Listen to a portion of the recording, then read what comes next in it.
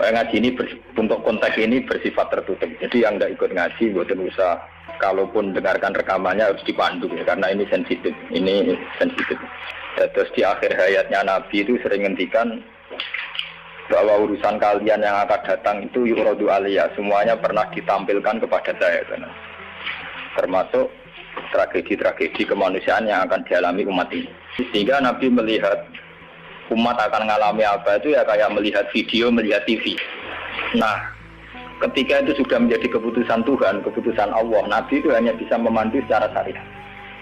Tapi Nabi tidak bisa merubah itu sebagai takdir. Nah, panduan secara syariat itu dimulai dari misalnya sataf tariku umati salasan wasapina firqah, bahwa umatku nanti akan menjadi 73 kelompok. Semuanya sesat di neraka kecuali satu. Ya, Nabi hanya punya panduan satu, itu siapa ya Rasulullah? Qol ma'ana alihil yawma wasabi, orang-orang yang berpegangan sunnah saya dan sunnah para sahabat. Nah, itu banyak hadis-hadis di akhir hayatnya Nabi itu sering pesen begitu. Nah, coba tengah sini jenengan kalkulasi maling. Ini kan teng Bukhari diterangkan ketika banyak fitnah itu ngendikane Nabi ini kan dipandu talzam jama'atal muslimin, kita harus ikut mayoritas. Ini urung ono tenan. Apapun kecewa sampeyan terhadap komunitas tertentu atau partai tertentu atau ormas tertentu, kita harus ikut mayoritas.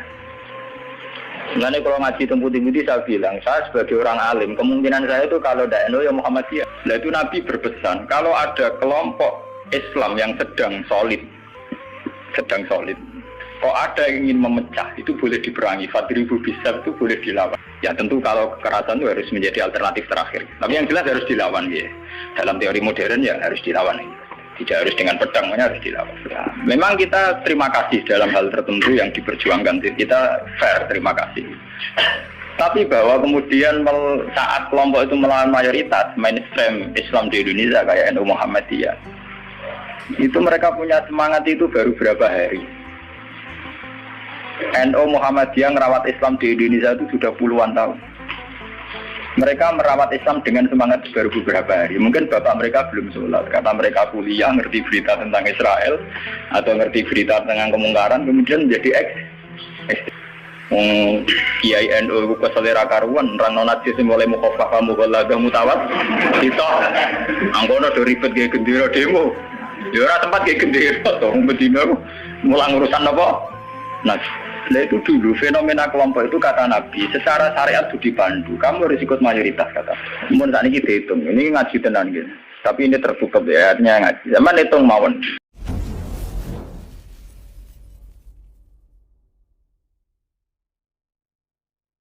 Bismillahirrahmanirrahim. Niki kalau terangkan terus niki terus ngaji wingi sing teng Bukhari.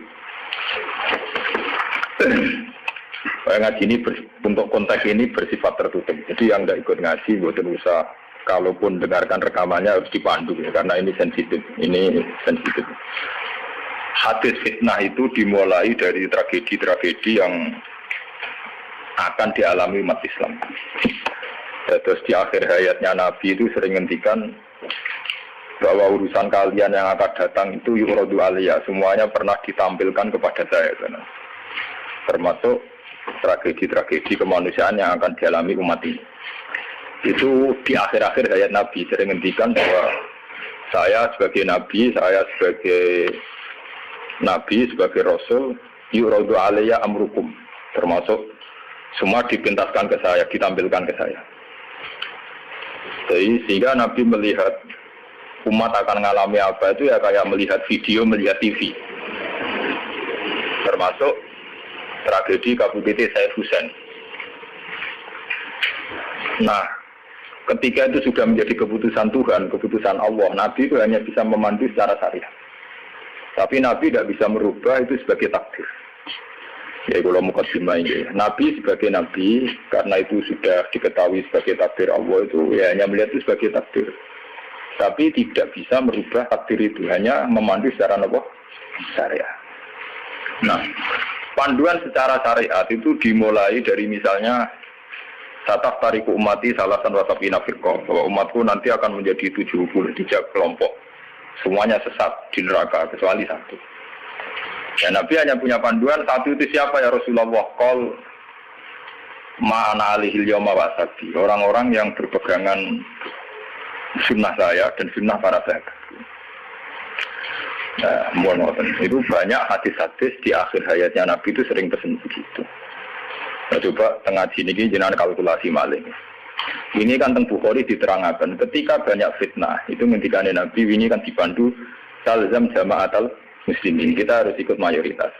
Ini rungono tenan. Apapun kecewa sampeyan terhadap komunitas tertentu atau partai tertentu atau ormas tertentu, kita harus ikut mayoritas. Nah, kalau ngaji temputi-temputi saya bilang, saya sebagai orang alim, kemungkinan saya itu kalau tidak NU ya Muhammadiyah, selagi NU Muhammadiyah itu mayoritas, ya saya kalau tidak NU ya Pak Muhammadiyah. Partai juga gitu, saya ikut partai yang mayoritas, yang mainstream, yang umum-umum. Karena bisa dihitung ya, kalau setiap kebenaran itu diekspresikan lewat partai atau lewat ormas tertentu, berapa sih kebenaran bisa kita lakukan? Kita tidak usah nyebut contoh ya, misalnya sampean meyakini satu kebenaran A dan B, kemudian bikin partai. Paling panter kamu sebagai manusia atau hanya bisa melakukan A dan B. Ada partai tertentu yang ingin memperjuangkan kebenaran tertentu. Paling banter hanya memperjuangkan 1-2 bentuk kebenaran. Nah, masalahnya ketika semua ini punya ruang gerak untuk bikin kelompok, kelompok ini akan menjadi banyak dan tidak terkendali. Semuanya punya bendera sendiri, punya partai sendiri, punya ormas sendiri. Coba sekarang itu sampean kalau melihat di berita-berita, berapa kelompok yang atas nama karena Nabi serbanan hitam merasa ada serbanan hitam. Karena ada riwayat bahwa Nabi itu pilokan, terus kemudian mereka kalau sudah pakai pilok merasa mengikuti sunnah Nabi. Yang nggak pakai pilok enggak. Memang Nabi itu pakai semir. Dulu semua riwayat mengatakan Nabi Abu Bakar semua itu pakai semir. Ya gaul, Nabi lah itu pakai semir. Dan Nabi itu gaul pakai semir. Tapi semir yang sunat itu memang merah. Di kitab-kitab fikih semir yang sunat sama. Lagi saya nanti ngaji di fikih semir itu nggak malah haram kok. Yang sunat apa? Merah. Jadi misalnya dari GNO atau semir ada apa gitu? Ada wah, gaul banget. Akhirnya ada kelompok tertentu niru semirane Nabi itu terus kayak kelompok tertentu. Begitu terus. Nah itu kalau kita turuti itu akan menjadi faksi-faksi, kelompok-kelompok kecil yang akan menyulitkan. Sebab itu Nabi mandu kalau sudah fitnah banyak itu talzam jama'atul muslimin. Kamu harus ikut mayoritas. Coba sekarang misalnya menyangkut Jumatan saja. Berapa masjid yang mengharamkan dipakai kelompok lain? Dan berapa masjid yang digeruduk, dirubuhkan oleh kelompok lain pula? Hanya karena satu keyakinan kebenaran kemudian diekspresikan dalam bentuk ibadah. Misalnya masjidnya A beda dengan B, B dengan apa? C. Itu kalau dituruti tidak ada selesainya. Nah itu Nabi berpesan, kalau ada kelompok Islam yang sedang solid, kok ada yang ingin memecah, itu boleh diperangi. Fadribu bisar itu boleh dilawan. Bahkan harus dilawan dengan kekerasan. Kalau harus dengan kekerasan ya boleh pakai kekerasan. Lalu itu kenapa Nabi se-ekstrim itu sampai menghentikan Fadribu bisar? Orang itu harus dilawan dengan kekerasan. Ya tentu kalau kekerasan itu harus menjadi alternatif terakhir. Tapi yang jelas harus dilawan ya. Dalam teori modern ya harus dilawan. Tidak harus dengan pedang, harus dilawan. Kita punya sejarah dulu ya. Kayak dulu ketika mainstream Islam di Indonesia itu mengikuti pola NU atau Muhammadiyah. Dulu kita punya LDI, punya Darul Islam yang dipimpin Kartosuwiryo. Kebetulan tetangga saya dulu orang Rembang, orang Sulang, daerah saya. Kemudian ada gerakan Aceh Merdeka. Kemudian ada Junduwo, ada kelompok-kelompok yang karena terinspirasi oleh Islam, termasuk kelompok pembunuh diri dan sebagainya. Kemudian mereka menjadi firqah hanya karena meyakini 1-2 kebenaran yang ingin diperjuangkan. Tapi kelompok ini kan tidak mayoritas terus risikonya kan kurang komunikasi, kurang konsultasi, kurang silaturahim dengan kelompok lain. Nah itu repot. Sehingga kayak di Mekah ada Wahabi, di Mesir ada Ikhwanul Muslimin, di Palestina sendiri ada Hamas, ada Al-Fatah, di Syria ada Amal Syiah, ada Syiah Imamiyah. Di Indonesia sendiri semenjak era kebebasan berbagai front-front ya banyak sekali. Semuanya mengatasnamakan apa? Bisa. Memang kita terima kasih dalam hal tertentu yang diperjuangkan. Kita fair, terima kasih. Tapi bahwa kemudian saat kelompok itu melawan mayoritas mainstream Islam di Indonesia kayak NU Muhammadiyah, Itu mereka punya semangat itu baru berapa hari. NU Muhammadiyah merawat Islam di Indonesia itu sudah puluhan tahun. Mereka merawat Islam dengan semangat baru beberapa hari. Mungkin bapak mereka belum sholat, karena mereka kuliah, ngerti berita tentang Israel, atau ngerti berita tentang kemungkaran, kemudian menjadi ekstrim. Jadi cara bahasa kasarnya berapa hari mereka mengenal Islam. Sudah hanya 1-2 kebenaran yang diperjuangkan, mereka anti, sama kebenaran sudah jalan lama, yaitu kebenaran yang ditanamkan leluhur kita. Mulai ngajari anak-anak caranya sholat, caranya baca doa iftitah, caranya tumak Nina, caranya sesuci dari najis. Nah, tapi kelompok-kelompok yang istiqomah ngajar ini kan tidak menjadi populer karena ada demo pakai bendera besar-besar. Kelompok apa? Tapi yang demo-demo pakai bendera-bendera besar, apa betul mereka ngurus Islam secara harian? Ngurus caranya orang sholat, caranya orang ngilangi najis.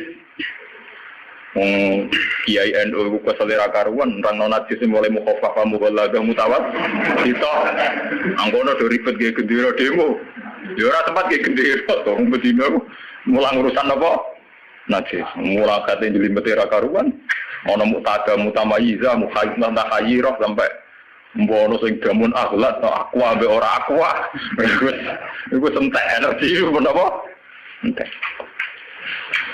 Nah itu dulu fenomena kelompok itu kata Nabi secara syariat itu dipandu. Kamu harus ikut mayoritas kata Nabi. Ketika banyak fitnah kamu harus ikut mayoritas. Mun tadi kita hitung ini ngaji tenan gitu. Tapi ini tertutup ya ayatnya ngaji. Zaman hitung mawon. Kalau partai-partai atau ormas banyak itu kita turuti atas nama ideologi tertentu atau atas nama visi tertentu. Oke lah atas nama visi tertentu orang sah bikin partai bikin ormas. Tapi mereka secara realistis karena minoritas itu apa sih yang bisa diperbuat dari kelompok minoritas? Sudah gitu secara teori modern kalau dia ada jabat namanya oposisi. Sudah oposisi ganti duit cilik. Paham ya? Oposisi ganti duit apa? Cilik.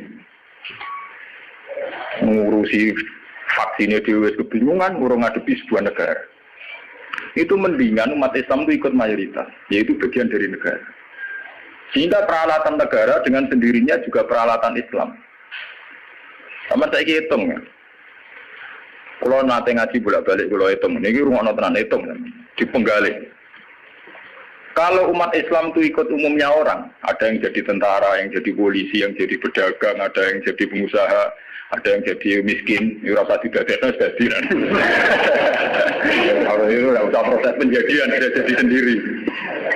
Lama. Karena itu mengakui Islam yang hanya bunyal Islam ala khamsin. Ini rumah tenan ini ngaji. Saya bertaruh betul. Saya bertanggung jawab di depan Allah. Kalau mereka mengikuti Islam dengan kaidah Nabi saja, yaitu hanya bunyal Islam ala khamsin, bahwa Islam itu dibangun atas 5 hal, yaitu syahadat la ilaha illallah wa anna Muhammadar Rasulullah wa iqamis shalah wa ita'iz zakat wa shaumi Ramadan wa hajjil baita man istata'a ilaihi sabila. Itu tidak menerangkan partai politik, juga tidak menerangkan sebuah bentuk negara, juga tidak menemukan formasi negara, formula sebuah negara. Itu enak. Artinya enak itu misalnya kalau misalnya kayak Rukin Madun mau dibunuh orang Israel karena bagian dari bangsa Indonesia, negara wajib melindungi atas nama dia bagian bangsa Indonesia. Karena dia ngakui konstitusi negara, dia warga yang baik. Maka ketika Rukin Madun mau diculik Israel itu negara harus melindungi dengan peralatan negara. Itu beda dengan kalau Rukin Madun gaya faksi tertentu anti negara balane Amerika. Dene gaya faksi tertentu anti Israel. Gaya bambu runcing dhewe, gawe senjata rakitan, terus digo nyerang Israel. Itu kalau diserang Israel itu negara harus tanggung jawab. Toh kamu tetap kalah karena minoritas.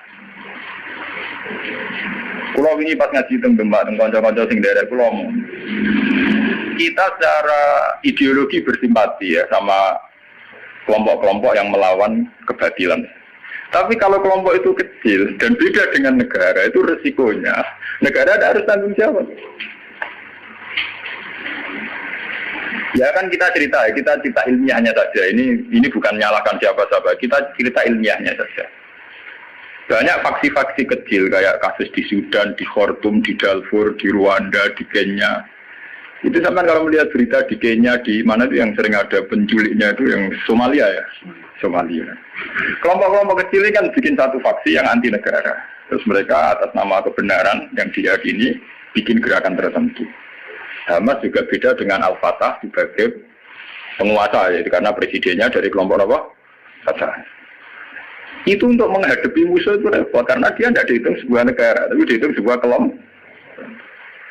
Tapi kalau para kiai itu ikut bagian dari negara, itu yang harus melindungi negara. Sehingga dengan sendirinya, kalau kita bagian dari negara kayak Rukin Madun ya ikut punya Kodam Brawijaya, ikut punya Kodam Diponegoro, ikut punya Pangdam Jaya. Karena negara harus melindungi rakyatnya, dan itu rakyat yang sah, karena tidak rakyat yang mau bikin kelompok yang anti negara. Jadi hitung-hitungan strategis. Sebab itu sejarah Wali Songo itu tidak ada yang tidak ngakui sistem negara. Dulu ketika Sunan Ampel itu dapat Ampel Denta, itu bagian dari Majapahit. Ketika beliau ingin bikin negara, juga ngakui sistem pola negara. Yaitu pola negara saat itu harus dipimpin seorang raden, sehingga Sunan Ampel tidak nyuruh wali-wali yang lain, tapi nyuruh Sunan Raden Sinten Fatah. Begitu terus zaman Basim Asari juga ikut Masumi, ngakui proses bernegara secara konstitusional, sehingga Basim ya ikut Masumi saja, ikut kelompok bagian dari negara.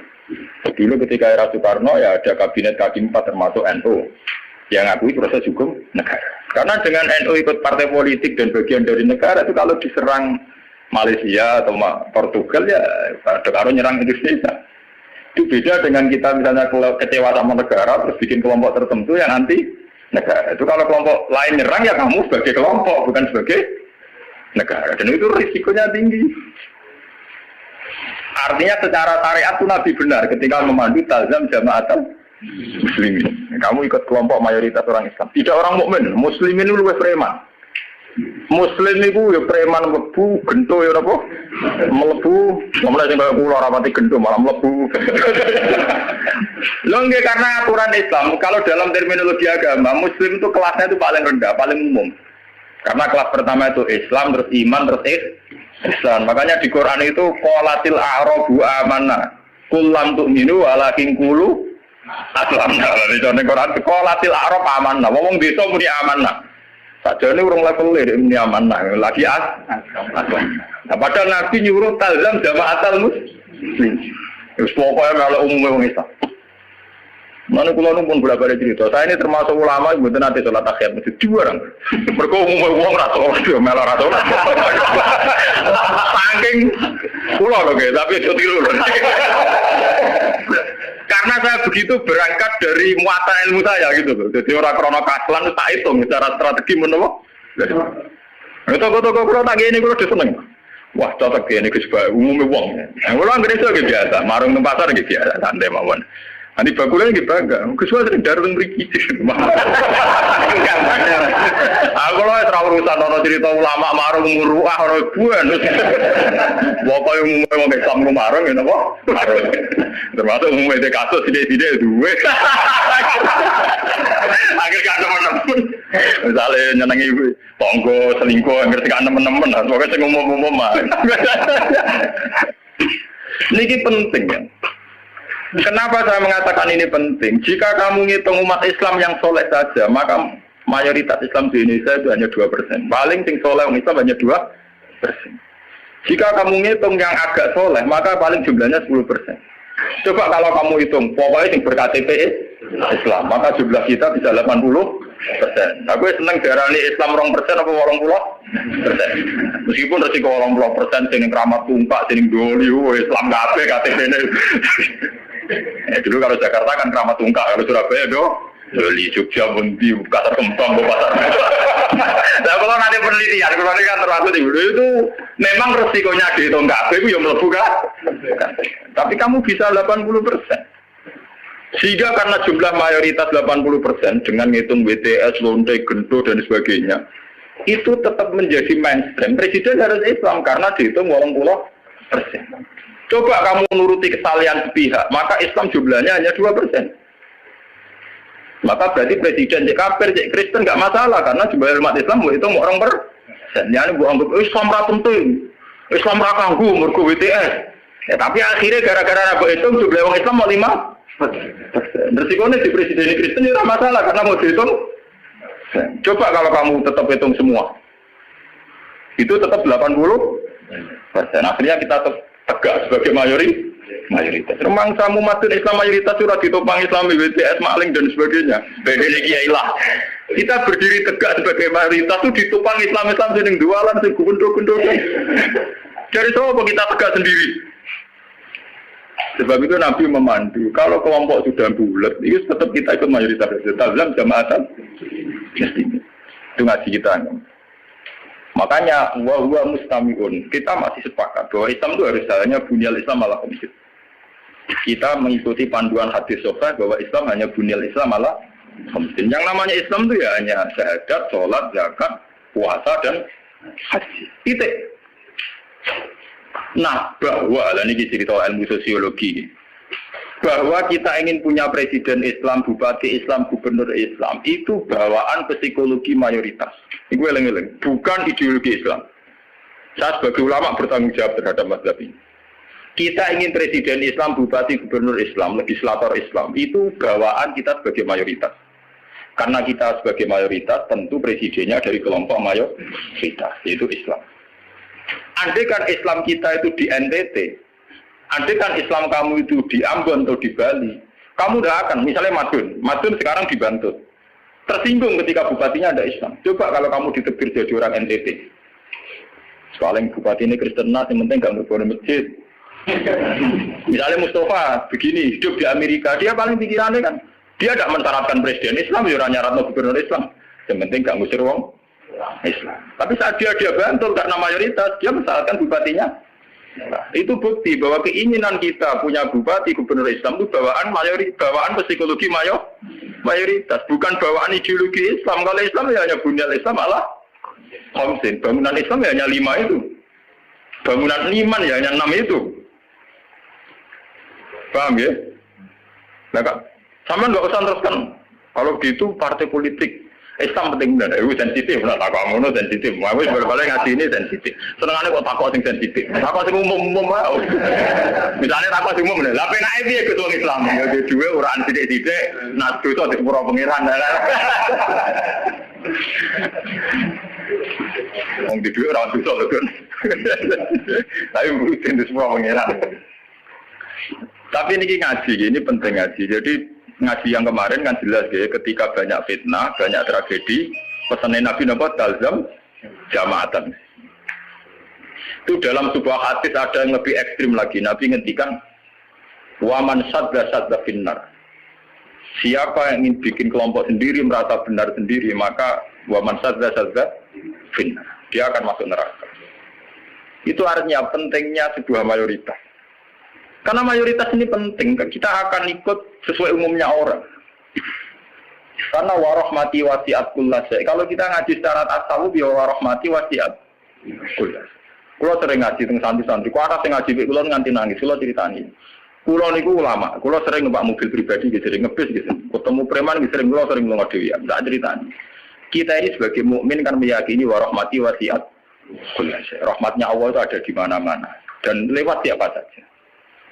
Kalau kita misalnya jadi kiai, wah sementing ngurusi santri, sekali lu ngodewean kecelakaan. Wong sini dalan-dalan rata-rata wong fase. Sing sering memberi pertolongan dini, nak nong kecelakaan ning dalan-dalan, ya wong ning dalan-dalan. Kurang arah Pak Kiai, kurang arah wong bupati soleh tenanan. Tapi ternyata Allah membuat orang di jalan-jalan hikmahnya banyak. Mereka adalah orang-orang yang sering melakukan pertolongan dini saat ada kecelakaan. Mereka adalah orang-orang gara-gara di dalan-dalan orang kesasar takut alamat ditakoi. Kue tahu di ganjaran zona alamat orang kesasar. Kok kita orang tahu nih dalan? Tapi ternyata rahmati Allah dilipat nong di dalan-dalan kita lu ngoning di raro alamatnya takut orang yang di jalan. Kita harus iman karo rahmati wasiatullah. Rahmatnya Allah di mana? Nanti kalau ulama lagi biasa tentang terminal, ketemu macam-macam biasa. Mencara pulau lagi biasa, tak mau coba rahmati wasiat nopo. Pulau biasa orang ini. Ya artinya ya kita harus iman. Dan saat kita meyakini mayoritas bahwa rahmatnya Allah Taala itu mayoritas, Islam juga mayoritas. Kita merasa saat di pondok ya kumpul wong Islam, saat di terminal kumpul wong Islam, ninggalan kumpul wong Islam. Coba kalau kamu pakai eksklusif. Wong terminal begitu campur itu fase kabeh. Baru ngono butuh wis gitu wis wong patek wong bayar. Kok dalili, ngomong kok bayar patek. Nah, gue malah iso ngising kan. Patek ke Allah, penting nyediakno WC kena bengi. Di Bang Soleh rabi fasilitas. Patek Allah. Nah, ini contoh-contoh betapa eksklusisme, satu perasaan eksklusif itu menyesatkan. Allah sendiri terbuka rahmati wasiat kulas. Lah kulase ini lebih dekat mayoritas apa minoritas? Lebih dekat teori apa? Mayoritas.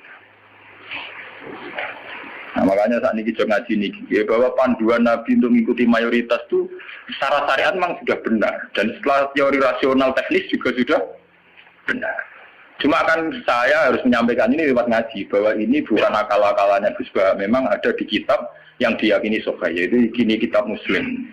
Muslim itu dua kitab, yang satu paket dengan Bukhari nopo Muslim. Dua kitab yang diyakini sahih setelah kitab Bukhari. Ya, dalam keyakinan mayoritas orang Islam setelah kitab Bukhari adalah kitab Bukhari nama Muslim. Dan lewat kitab Sahih ini sampean tahu bahwa panduan mengikuti mayoritas adalah panduannya Nabi. Paham ya? Panduannya sinten? Nabi. Mulai iki ngalim-ngalim Jawa juga orang berjubahan. Umumnya wong nganggo hem. Ini biasa umum wong. Karena mereka tahu betul pentingnya mayoritas, pentingnya tradisi mayoritas. Mereka jarang orang-orang alim mau memaksakan jubahan, maksudnya paling kadang-kadang kasih matan bin macam, tapi ini mau yang tertentu, jubarang, semua alim. Narapati alim kata, tapi jubarang mau dapat terus, mau alim-alim kali beru mesti biasa-biasa lah. Panas. Terguyat ya tenang. Saya ngomong-ngomong apa? Mohon terus akan sana ini lah. Ketika kebenaran itu ternyata tidak sesuai dengan perilaku pejabat atau perilaku sebuah pemerintahan itu kayak apa? Nah ini terus babu wujubil ingkar alal umara fima yukhalifu syarka wa tarki qitalihim ma sallallahu wa nahwi dzalik. Ini panduan bagaimana ketika kebenaran itu benturan dengan pejabat-pejabat yang korup, yang salah, dengan hukum-hukum pemerintahan yang salah itu gimana? Ini langsung kalau baca hadisnya. Bahwa saat demikian kita wajib ingkar tapi tidak harus perang. Ibu wajib. Haddatsana Haddad bin Khalid, haddatsana Hammam bin Yahya, haddatsana Qatadah anil Hasan, Ad-Dubbah bin Mihsan, an Ummi Salamah, anna Rasulullah sallallahu alaihi wasallam. Satakunu umara'u fata'rifuna wa tunkirun. Faman arafa bari'a wa man angkara salima. Walakin man radiya wa taba'a. Qalu afala nuqatiluhum qala la ma sallab. Ini panduan saat kita sebagai orang soleh ngadepi pejabat-pejabat yang nakal. Saat aku bakal ono sapa umaro, pira-pira pemimpin, pira-pira amir, pira-pira pemimpin. Pemimpin ini bisa pejabat, bisa pemimpin kultural, pemimpin ormas, pemimpin umaro jamu amir. Fatarifuna mongko kenal sira kabeh tapi watung kiruna lan ingkar sira kabeh. Kowe iso kenal tapi ya ingkar karena ya mungkin perilakune sing enggak bener. Faman arafa bari. Faman mongko te sapa wong arafa gelem kenal sapa man bari ya mongko bebas sapa man. Maksudnya kenal yo terus iso milah-milah mana yang baik mana yang buruk. Waman te sapa wong angkara iku ingkar sapa man salima mongko selamat sapa man. Kowe ora kenal bupati atau gubernur atau pejabat sing korup sing nakal. Iku sing ingkar selamat. Lah sing ra selamat sapa? Melane mati korupsi ini iku. Walakin man rodiya wa ta. Walakin man rodiya, tetapi ini sing ra selamat yo rido cocok wa ta ya anut wah cocok ben tanpa. Mergo untuk bagi bagian. Sabar ono tuh biasa wae. Biasa wae perkara ngene. Walakin man rodiya napa? Wa ta. Lah ini anti ke Nabi. Beliau yaitu tadi ikut mayoritas. Nabi ditanya, "Qalu ketika kita melihat pejabat yang mungkar, yang enggak bener, afala nuqatiluhum? Ana ta ora merangi kita hum ing Umar? Napa boten diperangi nawon ya Rasulullah? Kudeta mawon." Wala dawuh sapa Nabi, "La ojo." La ojo. Masallah selagine mereka iso salat. Ini menunjukkan bahwa Ini loh, ini hadis sahih bahwa ajaran Nabi untuk melihat kemungkaran itu tidak ada. Yang ajarannya itu disuruh revolusi pakai kudeta itu tidak. Apalah nuqatiluhum, jawab Nabi apa? Lah jangan. Apa tidak kita perangi ya Rasulullah? Jawab Nabi apa? Jangan. Tapi anti Nabi itu hanya punya syarat satu, lama sholat, selagi pejabat-pejabat itu masih sholat. Ini ngaji kelas tinggi, amun salah paham. Kenapa Nabi hanya minta syarat satu sholat? Bagi seorang Nabi, selagi dunia ini masih ada orang sujud kepada Allah, masih menjaga konstitusi agama yang berupa sholat, yang disembah masih Allah, itu masih normal. Mungkin pejabat itu punya kesalahan, dia korupsi, dia menggencet rakyat, dia apa. Tapi selagi dia sholat, kata Nabi itu tidak boleh revolusi. Nah itu kan menjadi misteri. Apa kira-kira alasannya Nabi kok hanya bersyarat lama sholat selagi masih sholat? Kemungkinannya dua. Kemungkinan secara teori ulama lagi. Secara teori ulama, kalau ulang lagi, ini sudah di luar teori sosiologi, teori demokrasi masalahnya. Ini harus pakai teori ulama.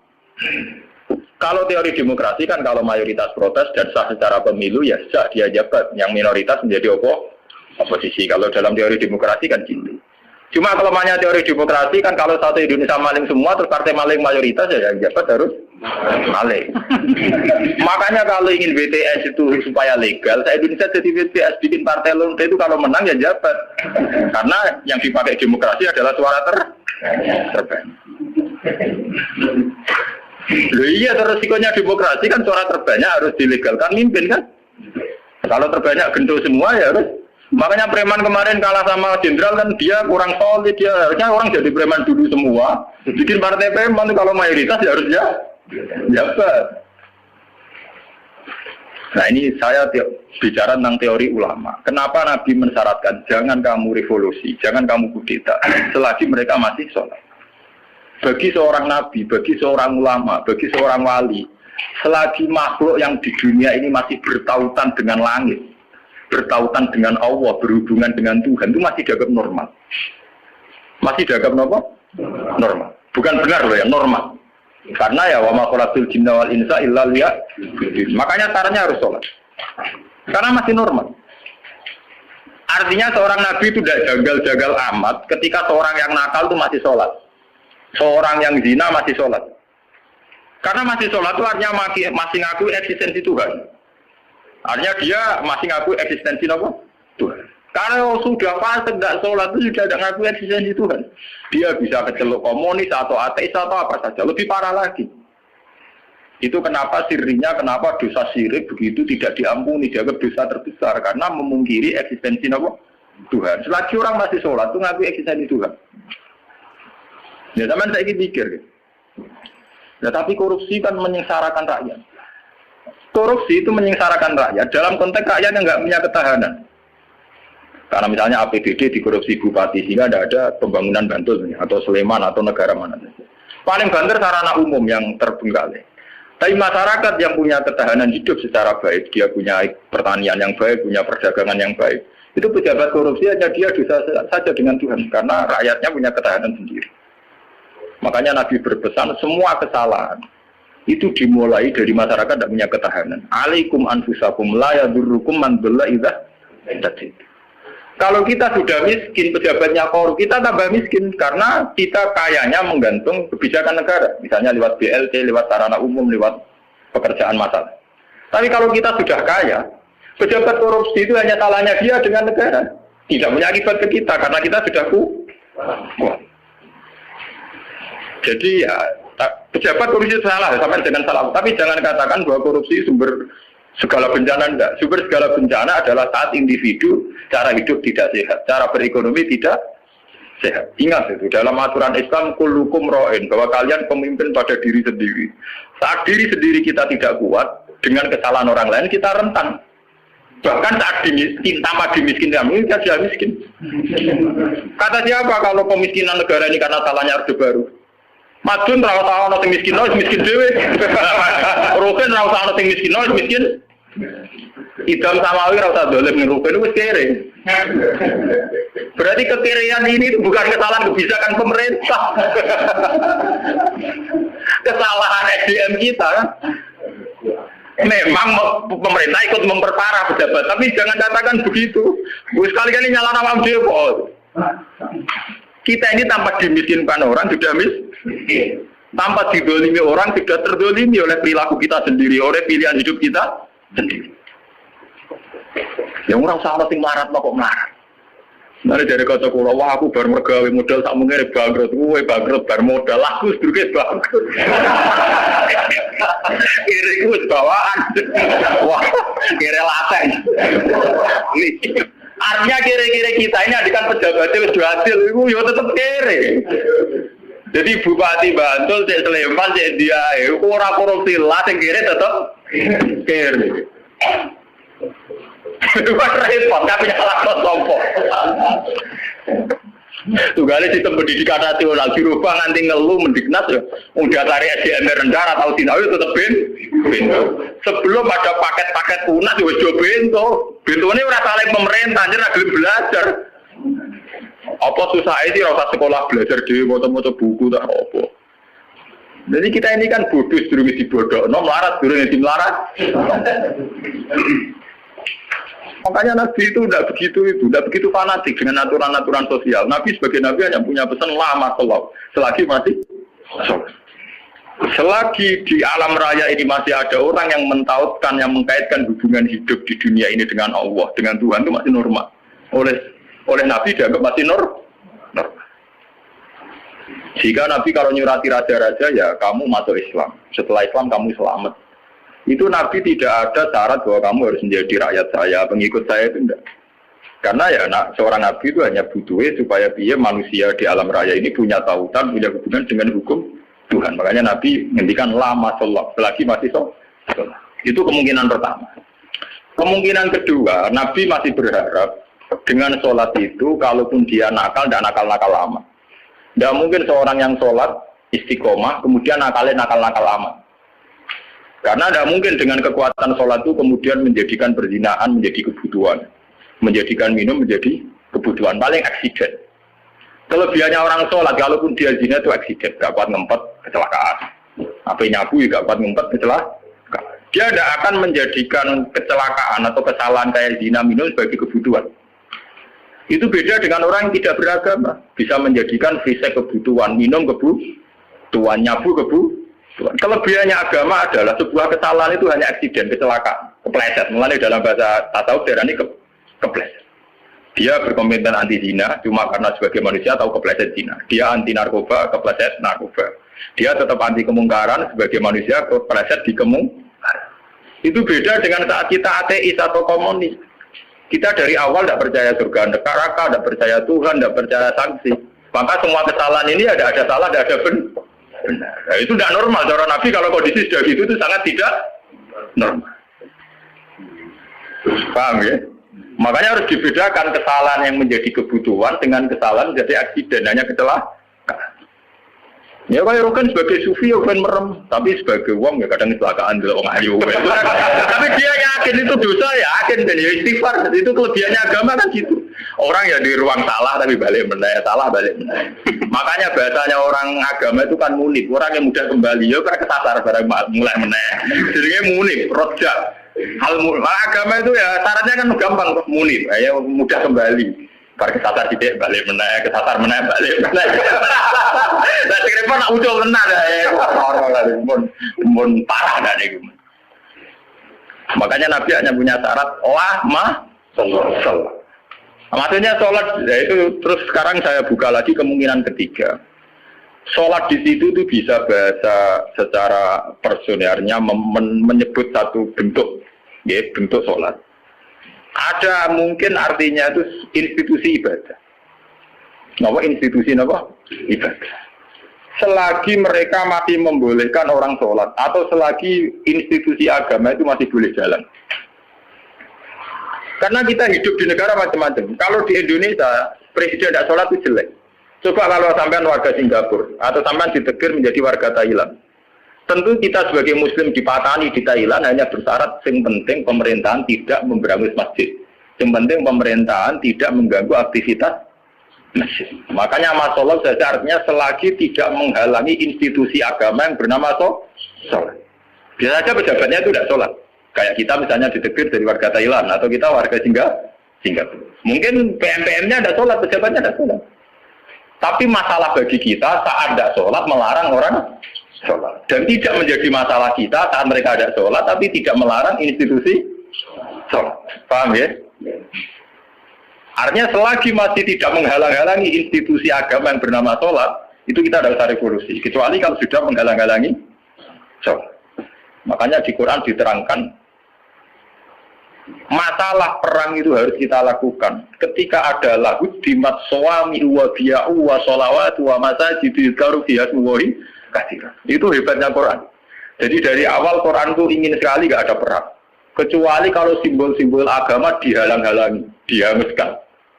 Makanya di Quran nonton ayat walau ladah wa hinna tabadhum dibadil lagu dimat suami wa biya'u wa sholawat wa mata jika yuskaru fi hasmuwahi katsiran wa la yansurunahu mayan. Oke, ada perang kalau simbol-simbol agama, institusi agama sudah dilanggar. Yaitu misalnya masjid tidak boleh berdiri, orang tidak boleh sholat. Nah, kita sebagai ulama, sebagai seorang muslim, perhitungan kita sederhana. Selagi bangsa Indonesia atau pejabat Indonesia tidak menghalang-halangi institusi yang bernama sholat, ibadah, kita harus mengakui itu pemerintahan yang sah. Karena kita sebagai orang yang beragama, hitung-hitungan kita sholat saja. Orang untuk duit, orang pokoknya kalau itu. Hitung-hitungan. Ya, aku nak umat ulama itu ya, umat ulama yang ini gitu. Nah umat gendone ya gitu yang duit. Ya karena umat-umat. Mari dosanya kan mau eksiden, umat kecelakaan. Orang laten, orang dosa apa? Kan rum komunis kan kita ada komunis orang. Makanya lama sholat itu bisa saja artinya yang penting institusi sholat itu tidak makanya banyak dulu ulama-ulama dulu yang hidup di Tashkent, di Azerbaijan. Dulu Imam Bukhari itu orang mana? Taman kira orang Bukhari itu orang Mekah atau Madinah? Tidak, dia orang Azerbaijan. Sekarang ikut Tashkent. Makanya kalau kitab-kitab dulu namanya Samarkandi itu Tashkent. Sekarang kalau tidak ikut Ukraina atau Azerbaijan, makanya kawasan sana di Bukhara. Itu dulu ya biasa saja mereka punya raja yang tidak Islam atau apa. Biasanya taruhannya raja itu baik, tidak menghalangi orang sholat. Makanya dulu Nabi ketika di Mekah ya biasa hijrah ke Habasah ke Ethiopia. Saat itu rajanya ada Islam. Nabi mengira diperlakukan secara baik. Artinya saat Nabi beragama tidak dilarang. Ternyata di Ethiopia, di Habasah saat Nabi beragama dilarang. Artinya ukurannya itu tidak harus Islam. Tapi yang penting saat kita beragama tidak dihalang-halangi. Paham ya? Dalam tarikh kita kan begitu tuh. Makanya Nabi perhitungannya satu. Dalam kekecewaan kita terhadap pejabat, terhadap pemerintah, yang penting jangan ada kudeta, jangan ada revolusi yang berdarah-darah. Lama sholat, selagi masih ada sholat. Makanya kemungkinannya itu kalau dalam konteks Indonesia pejabatnya sholat, kalau dalam konteks non-Islam, yang penting pemerintahnya tidak menghalang-halangi orang sholat. Misalnya kayak di Amerika, di Eropa itu kan masih banyak yang baik, itu masjid tetap boleh berdiri, aktivitas Islam boleh. Itu masih normal ya. Dalam pandangan Nabi begitu itu masih apa? Normal. Nah, lewat ngaji ini biar jenengan tahu betul bahwa sebetulnya kita sudah punya panduan politik. Ya, panduan politik, panduan sosial itu kita sudah punya dari Nabi. Ya masalahnya roh tak orang betul dan roh kita pe tak orang lain tak ulang mulanya kita ulang. Maksudnya pentingnya ngaji ini biarnya kita tahu. Sebenarnya panduan-panduan itu sudah ada. Nah, bodohmu orang dibodohno wis bodoh lha iku malah perkara. Melarat dene tim melarat wis napa? Mbok melarat ngenteni tim melaratno wong. Jadi keren. Aku buang perut mari dhuwitku dibodohi wong keren. Tawangane melarate ngenteni dibodohi wong. Aja sampe ora tau ana sing bodohi wis malah parah. Ora tau dibodohi, ora tau bisnis kok melarat. Subhanallah. Melarat sing apik kok. Ngenteni dibodohi wow, misalnya jadi kiai yang ngono di rival politik dijatuhno lagi jatuh keren, jatuhnya ngenteni dijatuh orang sing jatuh tau wis bles.